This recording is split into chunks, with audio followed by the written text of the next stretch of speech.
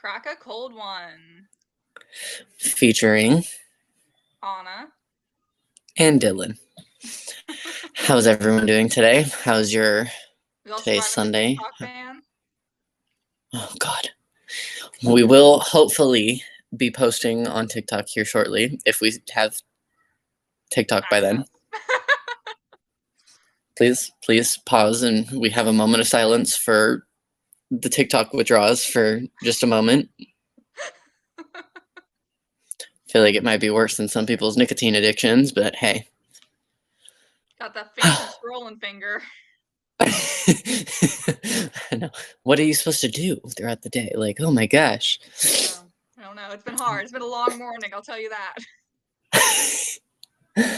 But for our introduction today, Anna is going to be handling the topic of the day, which is what, Anna? We are covering the Lady of the Dunes, a cold case that went unsolved for 48 years, 3 months and 5 days to be exact.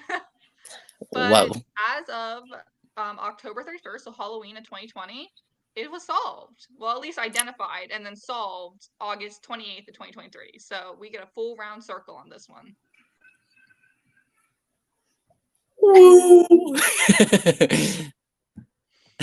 Dylan, do you have any knowledge on the Lady of the Dunes, or is this something that's completely new to you? This one is pretty new to me. This one was, you mentioned it, and I like briefly looked into it when we talked about it, but this one is pretty new to me. Yeah, it's pretty interesting that it went unsolved for so many years. Like the identity of the victim, in this case, the Lady of the Dunes, for 48 years, they could not identify who she was. And the fact that they were able to finally in 2022 is really impressive. I mean, this case had the body was exhumed 3 separate times. This took place in Massachusetts. It was exhumed in 1980, 2000, and 2013, and it wasn't identified until 2022. So, gosh dang, screw Massachusetts. This is the only time a body has been, at least in Massachusetts, a body has been exhumed 3 separate times. So, well, she is now a first for literally everything. very much so. Oh goodness, I'm excited to hear more about this one though. Go into a bit of the background, I think first on the case itself and the discovery of the body, and then we'll circle back to her identity since she was identified so much later. I think that's fair. So the body was identified by a 12-year-old girl on July 26th of 1974. She was walking her dog, and her dog identified the decomposing body of an identified woman in the dunes of Provincetown, Massachusetts, which is kind of near the Martha's Vineyard area. Think the movie Jaws actually comes into play here, which we'll get into in a little bit. So think that area, like coastal, tropical, great white sharks. I bring sharks into everything if I can. I love sharks. She loves her sharks. I'm obsessed. Literally obsessed. I watch every documentary possibly ever made about sharks. Not the sharks. It's so true. It's so not true. the sharks. Not the sharks. But the remains were found just a couple yards away from a road, and had already had a significant amount of insect activity, so that indicated it had been there for a good while. There's 2 sets of footprints that led to the body, and tire tracks were found about 50 yards away from the scene. It was believed that the woman in question had died 2 weeks prior, which is interesting that the body didn't get discovered for 2 weeks since it wasn't that far from a major road. They just forgot about her. I mean, I guess you just don't notice it, to be fair. When you're driving, how often do you pay attention to the side of the road? I mean, I hit a curb earlier today, if that gives you a description on things. So, I mean... You need to pay more attention to the side of the road. Okay, listen here. Somebody was speeding up behind me. That's a little scary, especially in Texas traffic. Texas traffic's horrible. It is. So the victim was found lying face down on half of a beach blanket. There was no signs of a struggle, so police theorized that either she knew the killer or had been asleep when she died. There was a blue bandana and a pair of Wrangler jeans found underneath her head, almost like a pillow. Wrangler, if you'd like to sponsor us, I am also wearing Wrangler today. Oh, interesting. That works. That was not planned either, just so everybody on the cast knows. That was not planned for me to be wearing Wrangler. Just works out that way. The victim had either auburn or red hair that was long, was pulled into a ponytail with a gold-flaked elastic band, and her toenails were painted pink. So, Shit, party toenails. don't think that's really necessary to tell, but I think it's just an interesting little fact. Obviously, I think that indicates, this isn't like a homeless woman. She's taking care of herself. She's has clothes. Like, my toenails aren't painted right now because, we broke. So you have to have some money. Even back then, it's a luxury. Yeah. The police determined that she was about 5'6" and potentially 5'8", so between 5'6" and 5'8". Weighed about 145 pounds and was a relatively athletic person, so was in good health. She had extensive dental work done, including crowns worth between $5,000 and $10,000, and several of her teeth had been removed. That's another part that's surprising of why she went unidentified for so long, is that typically when you have extensive dental work done, they're able to identify you through that dental work. Even back then, that was kind of like the main means of identifying people for a while there. For sure. Both of her hands and one of her forearms was missing. Police, I believe, those to identify, or that the perpetrator used it to prevent her from being identified, because we did use fingerprints back then, not as extensively as we do now, because they didn't obviously have the technology to have a database like we do. But still, it was used. I wonder if it was like post-mortem or what is it? While she was alive. Yeah, I forget the two. I didn't see, but I believe that they didn't say there was a lot of blood found around the victim, so that indicates to me that was probably post-mortem, that the blood already started congealing at that point. Yeah. They believed that she was anywhere between 25 and 40, which is a pretty big age range you think about, but then once you're in your late 20s and your 30s, I can see how it's kind of hard. It's kind of hard to identify us in those age categories. How old do you think I am? Probably younger, I would assume. I've got some chubby cheeks. Than the lady that gave me the margarita yesterday. She was not convinced of my age at all. No, my sister had that happen to her recently. Got so mad. She just turned 21. Still got so mad that someone dared to question her. I'm like, girl, you look like you're like 15. Calm down. Hey, but if it's a real ID, that's all that matters. Yeah. Please don't use fake IDs. Or, I mean, do, and just don't get caught. And just don't tell us, because I don't need to be part of that. Tell me, I don't care. I'm a rebel. I need a rebel from Dutch Bros. If you live in an area that has Dutch Bros, let me know your favorite drink. Oh, I love Dutch Bros. I miss Dutch Bros so much. We don't have it on the East Coast anymore. When I say anymore, it's because I used to live on the West Coast. So. Yeah, you got screwed out of the deal of Dutch Bros. I have one right down the street from me. We only have Starbies. Sorry. I mean, let's not go that far. It's still good. Starbucks, don't sponsor me. I mean, or do actually. Yeah, let's not start turning away sponsors when we don't even have them yet. Guys, he's trying to sabotage us before we can even get started. Okay, listen here. We'll find Amazon. Amazon, though, if you want to sponsor me and send me some gift cards, I would take some of those. Sorry, this was a little side quest. This is like I'll do a product review on everything on my Amazon cart right now, which is like $7,000 for this stuff. To get back to the case at hand, the Dragoons, though. It was a pretty violent crime. She was nearly decapitated. They believe she was strangled, and one side of her head had been crushed. They believed with a military-type entrenching tool. They believe that ultimately the head injury was the cause of death. So whether the strangulation was post-mortem or to subdue her before they hit her, And trigger warning on this next piece of information that you will hear in just a moment. Yes. There were also signs of sexual assault, likely post-mortem, so, that's disgusting. I mean, it's disgusting no matter what, but it's, like, extra disgusting. Yeah. Like, I learned a lot about serial killers, and there are certain things that, like, just, I'm like, like cannibalism for me, guys. I'm sure eventually we'll cover something involving cannibalism, and it's just Hannibal Lecter. Hannibal Lecter. That's not real. I know. Book. I know. The movie. But like Hannibal Lecter was a little weird, so. Dylan, put the lotion in the basket. Do you not know that? No. That's from Silence of the Lambs. Oh, I never watched any of that. Oh my god, I can't with you. I'm like a fetus, okay? Listen here. I got all my news from TikTok, and now that we don't have TikTok, my finger is like, I need to learn more information, but I don't know where to get it from.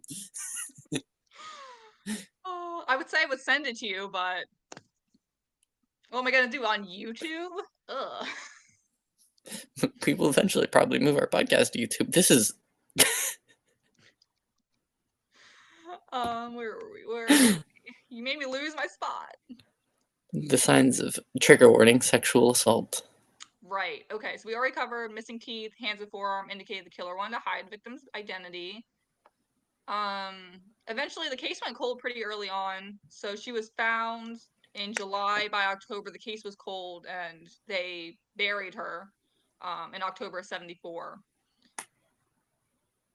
And then that's where she remained until 2000 when she got exhumed, or not 2000, 83? Yeah, 1980 when she got exhumed for the first time. So the investigation, the police really did try. They went over thousands of missing persons cases. They looked at the list of approved vehicles driven through the area, and they couldn't find any matches. Like, this genuinely was a cold case. The sand and the beach blanket were not disturbed, suggesting the body had possibly been moved to the specific spot where it was found, so that wasn't the initial place of the murder. But other than the jeans, bandana, blanket, and the ponytail holder, I mean, that was all the evidence. Whoever did this did a real good job of covering up. And they did extensive searches of the surrounding dunes, so I wouldn't be surprised if they threw stuff in the ocean. That would be my best guess. Yeah, probably a lot of that deteriorated and decomposed in the middle of the process. I mean, anything that was there would be no information on like fingerprints or anything like that because they'd be deteriorated at that point. Yeah, so they did in 79, they did a facial reconstruction created out of clay. They did several facial reconstructions over the years, but that was when the first one was done. And then, like I said, she was exhumed for the first time in 1980. They weren't able to find any additional clues. Though the skull was not buried with the body at that time. They kept the skull separate, which it's a little morbid and sad, but it was used for that facial reconstruction. The body was again exhumed in March of 2000 for DNA testing. Still weren't able to find stuff. There was a CT of her skull was carried out in May of 2010. And they used that with the National Center for Missing and Exploited Children for another reconstruction.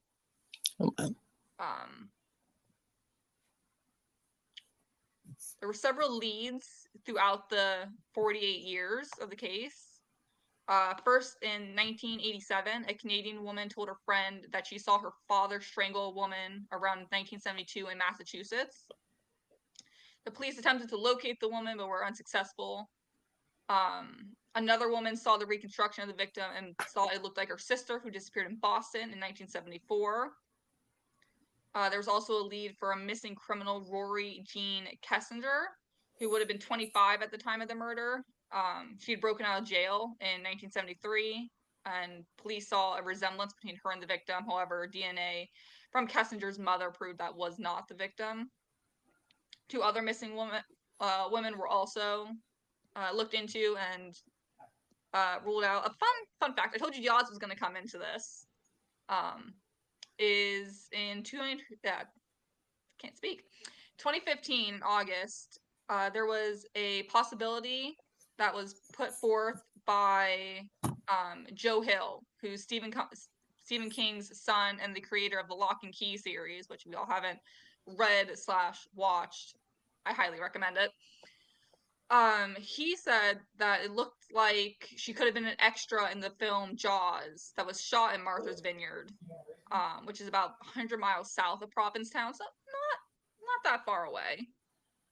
Not by American standards, at least. By the rest of the world, that seems to be really far. Yeah.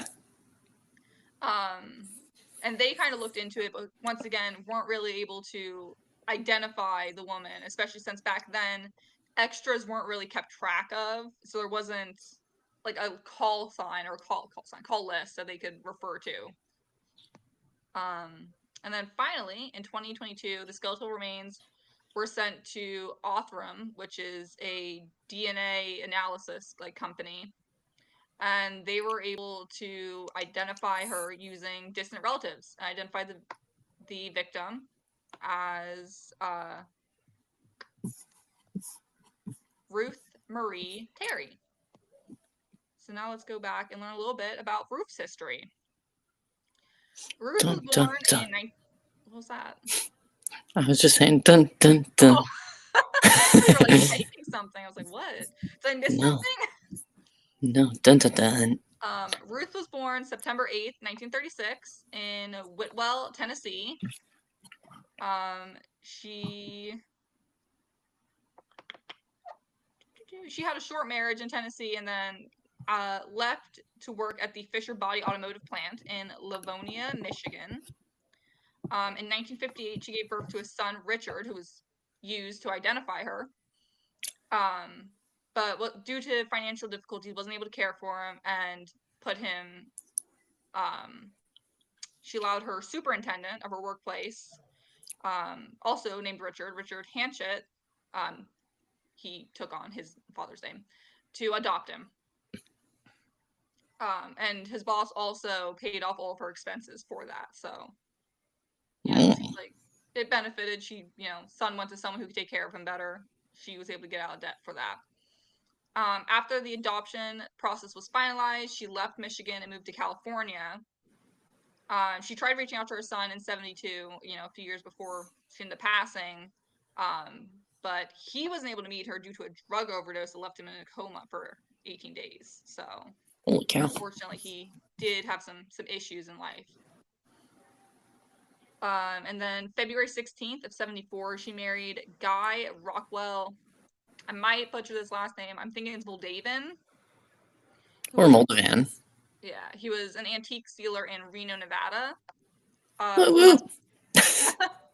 We both lived in Nevada. Yes, we did. Yes. Not Reno, though. Not Reno. Not Reno, no. Different part of Nevada, but... Opposites. And for all you weirdos that say Nevada... It's not. It's Nevada. It's Nevada. It's Nevada. From the Nevadians. 4 months before her death, the couple went to visit her family in Whitwell, that's in Tennessee, and her niece ended up recalling that, Terry just wasn't acting like herself. Marie or Ruth, whenever she was around Moldavan, he really exhibited possessive behavior, and that they're like, there's something wrong here. But this is also a time where that wasn't, I don't want to say that was super uncommon in the 70s even. Women were much more burn the bra, had already happened and all that stuff, but there was definitely still unequals. Absolutely. Yeah. The couple then went to Chattanooga, Tennessee to visit Terry's half-brother and his wife, who once again also said they told them that they were going to travel to the U.S. to look for antiques. And they specifically talked about visiting Massachusetts.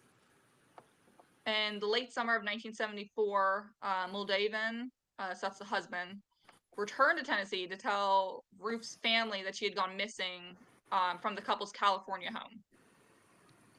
That's a long way from California to Massachusetts. Yeah, well, they lived in California at this point. Yeah. So, to everyone else's opinion, okay, they went to visit Massachusetts, they looked for antiques around the country, and then returned home, in which case she went missing. Yeah. He stayed with his sister-in-law and his brother for a short time, and he just told them that she went missing. he was sticking to the story. Like, he doesn't know where she is. She's missing. Ruth's brother, James, traveled to California and hired a private investigator to find her. And the investigator told her family that all her belongings had been sold and that she left the state of her own will, after being involved with a religious cult. Which, there was a lot of those in the 70s and 60s. That was very common, unfortunately. Thing, actually, especially in California. Unfortunately. California was a hotbed for them.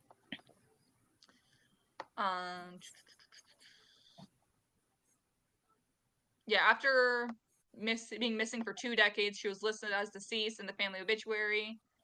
And some of the family actually theorized that maybe she was part of WITSEC, the Witness Protection Program. And that was why she couldn't contact her family. So at this point, no one's suspecting the husband. Nobody's suspecting anybody. Yeah. Because they thought maybe they thought it was a religious cult. Yeah, they thought that she left of her own free will. Yeah, he sold her stuff after the fact, or maybe she sold her stuff before leaving, but that there wasn't anything too suspicious, just unfortunate. They didn't leave him much details. Yeah, there wasn't much to go on.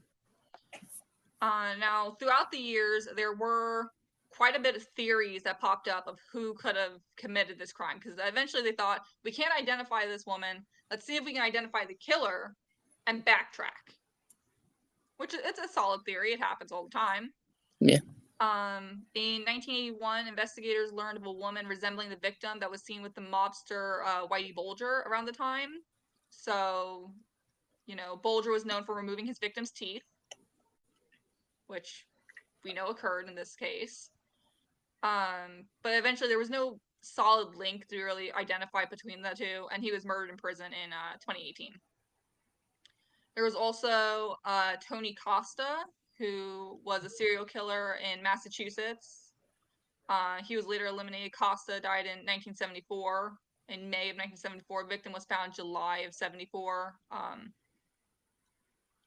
Was dead 2 weeks before she was found, so that kind of ruled that out there. Unless he did it as a ghost, which, Supernatural says you can. Charmed says you can, so maybe. He came back alive. And then, Dylan, I know you researched this a little bit, the Hayden Clark confession. Oh, yeah. That one. I'm trying to find, I don't remember exactly who he was on the event, but, or maybe he was a murderer. I don't remember exactly. Yeah, he was a murderer. Hayden Clark confessed to the murder, stating, I could have told the police what her name was, but after they beat the shit out of me, I wasn't going to tell them shit. This murder is still unsolved, and what the police are looking for is in my grandfather's garden.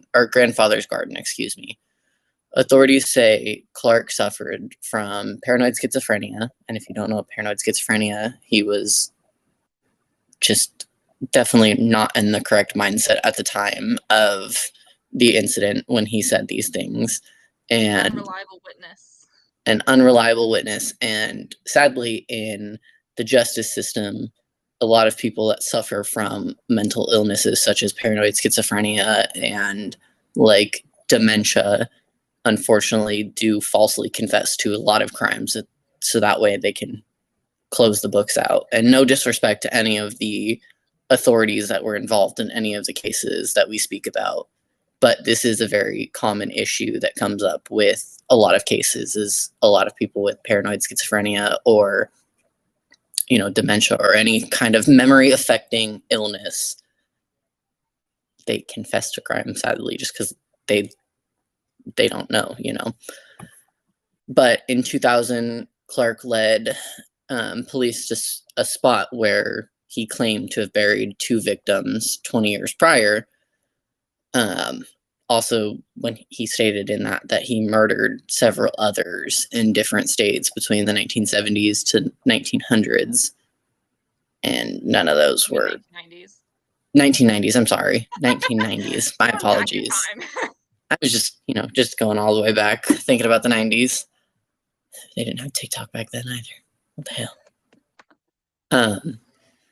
which I don't believe they didn't have any known facts of the time, if any of those were correct, other than the two that they went to, which, correct me if I'm wrong, they were proved to be incorrect at the time. Yeah, there were no bodies found in the spot that he said there were supposed to be 2 bodies, and even if he had killed them in the 70s, there would still be some remains left, or some evidence left of it, so. And there was none. Yeah. In 2004, one of Clark's friends sent him a letter stating that he had killed a woman on Cape Cod, Massachusetts.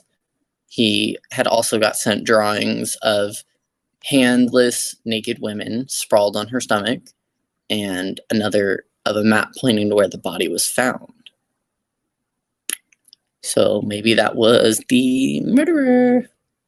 Yeah, so as of November 2nd of 2022, this is now 2 days after she's been identified, the Massachusetts State Police announced that they were seeking information on Ruth's deceased husband, Guy. In 1942, let's do some background on Guy. 1942, he was living in New York City and attended the American Academy of Dramatic Arts. He was disqualified from active service in the military during World War II due to a mastoid infection, which I don't know what a mastoid infection is. I think that is I think that might be a breast, like in the breast area. No, it's an ear thing. Oh. It's an inflammation or infection of the mastoid bone, which contains air cells that help maintain the air pressure in the middle ear. I don't know if that should have disqualified him from military service. Like, maybe give him some antibiotics and call it a day. That sounds like painful, though. I mean, ear infections are pretty painful, so I imagine it probably was. This is true. In 1946, he was working as a professor when he married his first wife, Jo Ellen May Loop, in Bellevue, Pennsylvania. The couple lived in New York, then California, and then finally Seattle, Washington, where Guy was now working as a disc jockey, and then the couple divorced in 1956. She was smart. I'll just give you some preference there. She was smart. The one that got away. Featuring Katy Perry. 2 years later, in 1958, he then got married again to Manzanite. Manzanita. There's an A at the end there, not Manzanite. I didn't even read the A. She went by Manzi. Okay, she went by Manzi. He married her in Idaho. This man got around this country. This is in Idaho, and she had a daughter from a previous marriage, Dolores, who was 18. In 1960, so 2 years after marrying Guy, both women disappear in Seattle. And at this point, Guy is a suspect by the police. They're like, this is suspicious. He fled Seattle, but then was arrested by the FBI and charged with unlawful flight to avoid giving testimony upon their deaths. So, never found guilty of their deaths because they went missing. They were never found dead. But believed that they were involved. He was involved in some way or had information. And then he got married again this is now the third marriage in 1960 to an Evelyn Emerson in King County, Washington, which is famous for another serial killer in King County, Washington. He does get around. He does get around the world. Let's just say that. He got around. This is before the other killer that was famous in the King County, Washington area, which is Ted Bundy. That was in the 70s. So I'm sure we will cover that one day. Yes. He's a particular favorite of mine when it comes to serial killers, which I know is a weird thing to say to a lot of people, but you know, I know everybody has their favorites. Yeah, so they got married in 1960, divorced, then got married a second time in 63. This is now in Los Angeles. However, Guy shortly there got charged with larceny charges for swindling his third wife's family. This is Evelyn's family out of $10,000 around the time his second wife had gone missing. Guilty. Banging the gavel now. So in 61, he was convicted of these charges and was sentenced to 15 years in prison. So they got remarried in 63 while he was in prison. However, while he would have been in prison, a judge suspended the sentence in 1962, provided that guy had to repay all that money to the family. Which I can't imagine. You marry him the first time, divorce him, he gets charged with larceny after swindling your family out of $10,000, then you go and marry him again. Not the smartest of decisions. Blind in love. Blind in love. Yeah. He was actually the subject of a section of a true crime book called Smoke, Mirrors, and Murder, in connection with the case of his second wife and her daughters going missing. So he's a known guy that's suspect. People are suspecting him of other crimes.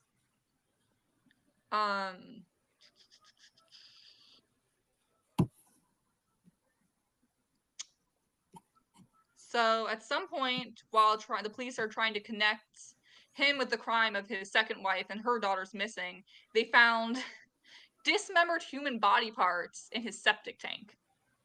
But they were unable to prove they were from the missing women, so he was never charged in connection. Though I feel like maybe we need to hold him because he has dismembered body parts in his septic tank, and even if we can't prove it's them, there's someone. Somebody had to have put those parts in the septic tank. They got there somehow, and there's someone's missing body parts. So unless someone just randomly was like, "Here, take my hand," you know, I'm assuming foul play. But I'm not a cop, so maybe I don't understand how these investigations go down. They were also a lot different back in this day and age than they are currently. Yeah. Basically, that the prosecutor in King County said that without a full body to identify the victim, they were hesitant to prosecute because they didn't want to get caught in like double jeopardy. Which if no one knows what double jeopardy is, that is if you've been charged with a crime and found innocent of it, they can't charge you for it again. I think you have to have like new evidence or something to charge them with it again. But it has to be like substantial new evidence, not like we have this maybe evidence. Which I think is like fingerprints, like DNA and all that kind of stuff. I think that would be substantial, I believe. Which I think would be good enough. The O.J. Simpson case is a famous case of where double jeopardy came into play.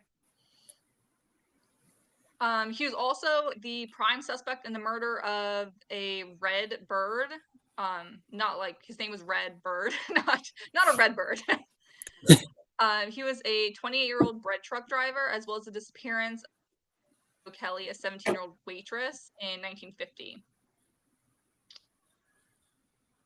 They were a couple. Bird's body was found face down in the beach near Table Bluff the morning after June 17th, 1950, when they went missing. Seeing some similarities. Are y'all seeing some similarities? He was shot in the back of the head, and except for his shoes and socks, he was naked. Barbara's personal items were found carefully folded and tucked underneath the rest of his, with the exception of her shoes and stockings. No trace of Barbara herself have ever been found. And it was believed that whoever had killed her boyfriend, Red, had probably kidnapped her. And then in 1976, he moves to Chulamar. Sorry if I'm butchering that, but I think it's Chulamar, California, which is near Salinas. And at that point, he had retired from his job as an executive vice president in a silver store in Rodeo Drive, so he had done pretty well for himself. And was working part-time at a radio station as a volunteer host for a 3-hour weekly call-in show called Aging, Growing, and Making Transitions. He also worked at a tobacco shop in Carmel. And then eventually he dies in Santa Fe, New Mexico on October 26th. Oh, no, sorry. He was born, not died. His obituary stated he was born in Santa Fe. See, you were going back in time too. Look at that. I was in 1923, and then died after a lengthy illness in Salinas, California in 2002, and was survived by his 5th wife now, Phyllis. And then in 2003, he was officially named, or not 2003, Can't read my own notes. In 2023, he was officially named as Terry's killer, as Ruth's killer. Dun dun dun. Yeah, I don't know how they didn't find him suspect. Connect the dots sooner. I mean, obviously they didn't know about her. They thought that she had just gone missing. But how many wives or significant others or just people in general do you have to be connected with that go missing or are murdered before someone's like, wait a minute, something's going on? But like, I'm curious too, like, did they just name him as like the murderer because he's dead now? Like, they can't go after anybody and they just kind of want to like close the cold case out? Or like, because they don't give us much details on like the factual evidence behind it that I'm aware of, at least. I mean, at this point, I think you can only be connected with so many things before, you got to put the pieces together. And it might have been a case of, this is the most likely of killers out of all of our suspects. This one makes the most sense, so this is what we're going to go with. That may have been the case, but I definitely believe it was him. I mean, you even said in the beginning the military grade item, and he was in the military. Yeah. So. Well, he wasn't in the military because of his ear infection thing. He got denied. But that's not a hard thing to get. I mean, a military grade intention, especially at that time. I'm willing to bet. Let's see. Let's do a quick Google. Military grade entrenching tool. Yeah, I can get it in 7 to 12 business days from a military supply store. So okay then. I'm sure back then it was even more lax because, I mean, typically we're a little tighter on our weapons laws these days and in the 70s. I just can't. He got away with it at that point. Like, he got away with a lot. I mean, there's no way that I believe he had something to do with his second wife and her daughter. That with the driver Red and his girlfriend. I mean, he was a con artist. There's so much. There's no way he wasn't. And he had to have been like a sociopath because he was clearly good at getting out of these things. Yeah, I don't even know. I don't even know how he. Oh my gosh. Yeah.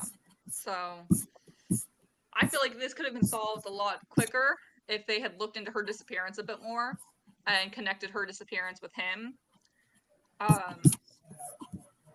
But they weren't. I think the biggest thing is they weren't able to identify that body for so long that they genuinely thought that she had just gone missing. Yeah, and I mean, especially a lot of, like, with the speculation of her possibly being in a WITSEC and maybe in a religious cult, like, both of those are incredibly hard to get out of. I mean, WITSEC, I don't know the full description on, like, WITSEC and, like, how long you'd have to be I don't know how in long, WITSEC. I'll tell you, WITSEC is actually not as successful as people think it is. Like, typically, people get found out pretty early on in WITSEC because people don't know how to keep their mouth shut or don't know how to stay out of the habits that got them involved in it in the first place. So, yeah, it's not. I mean, you can't like, unless you get like facial reconstruction, you can't really.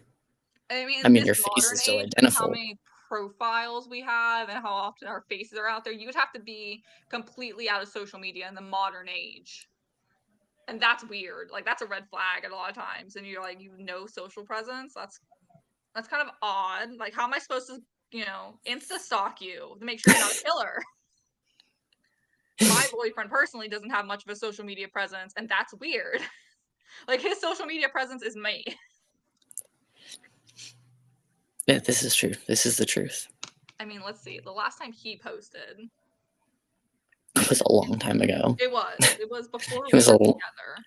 It was a long time ago. I think it was like 2016. It wasn't that long ago. You don't think? It was 2020. It was June of 2020. So it was right before we got together. Boo 2020. Look at him. Look at that handsome man. My eyes! There in the world. My eyes! When was the last time I posted? 2022? This was a very interesting case. And I'm happy that it got solved. I'm happy that she was able to get her justice and get identified. The family was able to get some, closure there. I'm glad too. I mean, hopefully,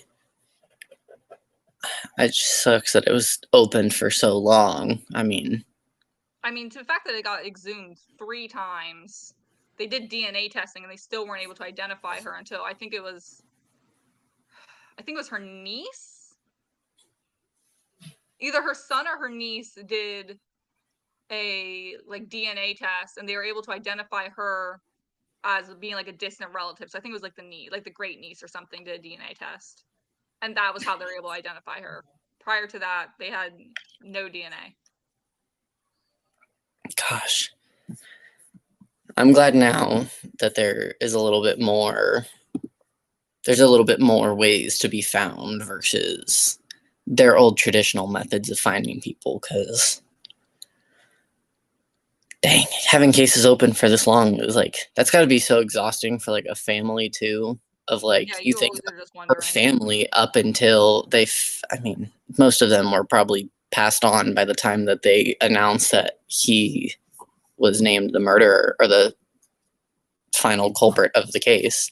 Yeah. But most of them are probably like never stopped searching, because I know some of them they just never stopped searching. For her to go from being, unnamed to having a name to put on that headstone and everything, that alone is significant. That's a very big deal. Yeah. That's a very big deal as well. And I'm glad that her family is getting that luxury of that as well.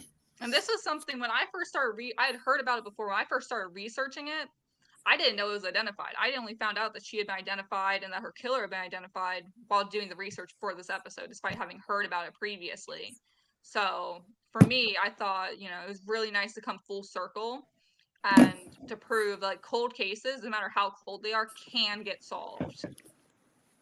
We've seen it happen a lot recently with cases that were, decades old. The Golden State Killer, I know it's one we're going to be covering in a future episode.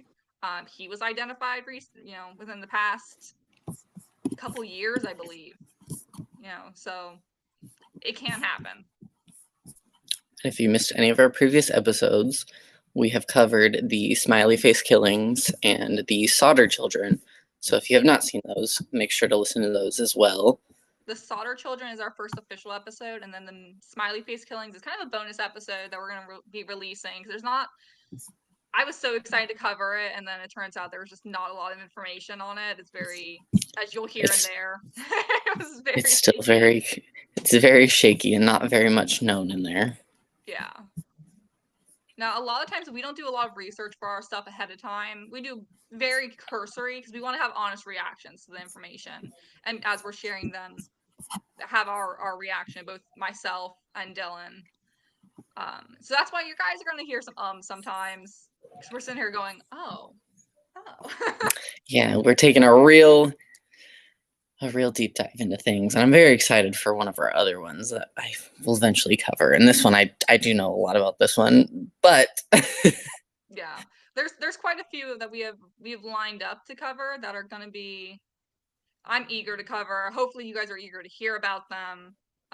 If you guys have any ideas of stuff you want covered in the future, please write in. Let us know. We are more than happy to. Unless we don't like the idea. Then we'll just not. Then we'll just not, and we'll just say thank you for your opinion. But we appreciate you writing in. We do want you to write in, though, because we do want to hear your guys' opinions on everything. But I think for now, that is a wrap on the Lady of the Dunes. Dun, dun, dun. Oh. I feel like we need like a shark attack tune in here or something. Dun, dun, dun. And then just a shark swimming on screen as we're leaving. And for those of you that are... If I had a shark plushie, I'd be like, I don't. And for those of you that are listening, we are also on video as well. And I have not figured that one out, so I'm going to mark that clip in there. Yeah, and we have social media presence as well. So if you want to follow us personally, you can just look us up by our name. I'm pretty sure mine's linked directly to my name. Mine is also directly to my name. Yeah, so. You can literally Google my name. Fairly easy to find. You can find me. Don't find Dylan. Dylan doesn't want to be found. Don't find me. I lacked my social media presence on purpose for that, and I still somehow get found. That was a really close angle to my face, and that was a really weird. But for now, guys, thank you guys for listening to our 3rd episode of the podcast, and we hope to see you next time. All right. Bye, guys. Bye. Okay, I stopped recording.